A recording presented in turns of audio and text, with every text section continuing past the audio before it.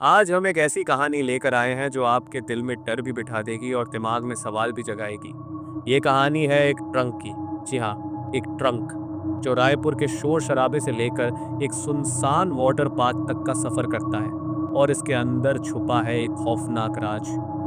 अब आप सोच रहे होंगे, मोंटू भाई, ये ट्रंक का चक्कर क्या है और क्या इसका कनेक्शन है मेरठ वाली मुस्कान और सौरभ के ड्रम केस से। थोड़ी सी बात उस केस की भी करेंगे। एक ऐसा मर्डर जिसमें कातिल अपनी पूरी प्लानिंग के बावजूद हर जगह अपने पीछे सबूत छोड़ता गया, और वो भी सीधे सीसीटीवी के सामने। सो चलिए, ग्रैब योर चाय, डिम द लाइट्स और डाइव करते हैं इस डार्क और ट्विस्टेड कहानी में। तो दोस्तों, बात शुरू होती है मेरठ से, जहां मुस्कान और सौरभ का केस ने सबको हिला दिया था। याद है ना वो ड्रम? एक ड्रम जिसमें छुपी थी एक लाश और उसके साथ एक लव एंगल जो पूरी दुनिया के सामने खुल गया। लेकिन आज हम बात कर रहे हैं रायपुर की, जहां एक ट्रंक ने सबका ध्यान खींच लिया। अब आप सोचोगे, ड्रम से ट्रंक, ये क्या पैटर्न है?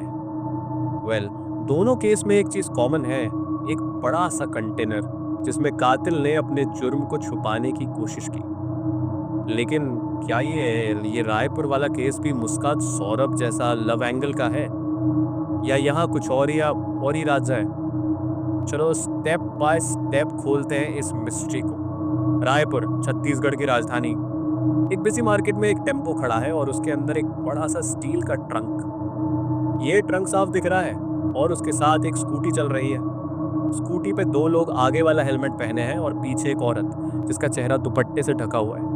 ये पहली तस्वीर है, एक क्लू जो सीसीटीवी ने कैप्चर किया। अब सीन बदलता है, एक अपार्टमेंट की लिफ्ट। लिफ्ट का दरवाजा खुलता है और वही ट्रंक अंदर आता है घसीटते हुए। दो लोग इसको खींच रहे हैं जैसे कोई भारी चीज हो। अब तीसरी तस्वीर, उसी अपार्टमेंट का मेन गेट। एक ऑल्टो कार बाहर निकल रही है और उसकी डिक्की खुली हुई है क्योंकि ट्रंक इतना बड़ा है कि डिक्की बंद नहीं हो रही। ट्रंक साफ दिख रहा है और कार के साथ वही स्कूटी भी है, लेकिन इस बार सिर्फ एक औरत है स्कूटी पे, चेहरा फिर से ढका हुआ। और आखिर में एक सुनसान जगह, रायपुर के एक वाटर पार्क के पास, वही ट्रंक जमीन पे पड़ा है और उसके बगल में एक लाल रंग का बैग जिसके ऊपर सीमेंट की ईंटें जमी हुई हैं।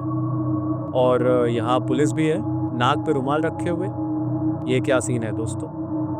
ये ट्रंक आखिर छुपा क्या रहा है? अब एक और तस्वीर दिखाता हूँ। वापस उसी अपार्टमेंट की लिफ्ट में एक बूढ़ा आदमी जिसका नाम है किशोर, वॉकर के सहारे लिफ्ट का इंतजार कर रहा है। ये है 21 जून, शाम के 6 बजे के बाद का वक्त। सीसीटीवी में ये साफ दिख रहा है, किशोर लिफ्ट में चढ़ता है और यही उसकी आखिरी जिंदा तस्वीर है, क्योंकि इसके बाद वो अपने कातिल के पास जा रहा है, सीधे छठी मंजिल पे। छठी मंजिल पे एक फ्लैट है जिसमें रहते हैं अंकित और शिवानी, एक शादीशुदा जोड़ी। अंकित एक एएसआई का बेटा है और खुद एक वकील। ये दोनों कुछ ही दिन पहले इस फ्लैट में किराए पे आए थे। 21 जून की शाम को किशोर उनके फ्लैट में आता है और थोड़ी देर बाद अंकित और शिवानी मिलकर उसका गला घोट देते हैं। लेकिन शिवानी को शक है ये मरा भी है या बस बेहोश हुआ। रिस्क नहीं लेना चाहते तो वो चाकू उठाते हैं और किशोर के गले पे वार कर देते हैं। अब यकीन हो गया कि वो मर चुका है, लेकिन अब प्रॉब्लम ये है, खून बह रहा है और वो भी बेतहाशा। इन दोनों ने पहले से प्लानिंग कर रखी थी। एक लाल रंग का बैग घर में रेडी था जिसमें लाश को ठूसा था। सुना था ना, आजकल क्राइम स्टोरीज में लाश को ऐसे ही ठिकाने लगाते हैं, तो इन्होंने भी वही किया, लाश को बैग में डाल दिया। लेकिन खून अब भी रिस रहा था बैग के बाहर से। अब क्या करें? अगर इस बैग को ऐसे ही बाहर ले गए तो खून के निशान लिफ्ट से लेकर पार्किंग तक छोड़ देंगे। प्लान टूट गया। तो दोनों ने सोचा, एक बड़ा सा ट्रंक खरीदते हैं जिसमें ये बैग डाल देंगे, स्टील का ट्रंक जिससे खून न दिखे। अगली सुबह 22 जून, अंकित और शिवानी स्कूटी पे निकलते हैं रायपुर के गोला बाजार। वहां से एक बड़ा सा ट्रंक खरीदते हैं और टेम्पो में लदवाते हैं। घर आते हैं, लेकिन अब एक नया प्रॉब्लम। लाश अब बदबू छोड़ने लगी है, गर्मी का महीना जो है।